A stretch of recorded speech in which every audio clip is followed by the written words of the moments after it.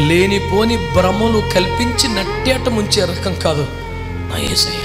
ప్రాణం పెట్టిన ప్రియుడో, నమ్మదగిన స్నేహితుడు, నేను సేవకు పిలిచింది నిజమే కదా. నీలో ఏ యోగ్యత లేకపోయినా కొన్ని వరములు పెట్టిన మాట నిజమే కదా. ఇప్పటికే కొన్ని కార్యాలు చేసిన మాట నిజమే కదా. నువ్వు నిలబడ్డప్పుడు కార్యాలు జరగలేదా?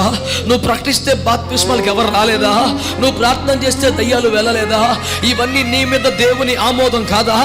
అందులో భాగమే సిలువ కూడా కదా, అందులో భాగమే నింద కూడా కదా, అందులో భాగమే అవమానము కూడా కదా. ఆ ప్రాసెస్ లో ఉన్నావు, ఆ రూట్ లో వెళ్తున్నావు. కొద్ది కాలము బంధించబడతావు, కొద్ది కాలం మరుగైపోతావు.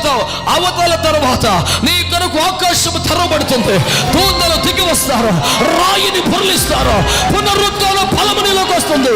ఇక ఎవడు నీకు తలుపు తెరవకల్లా, మూసిన తలుపులు మూసినట్టు ఉండే కానీ మూసుకొని వెళ్ళి సమాధానమును ప్రకటిస్తావు.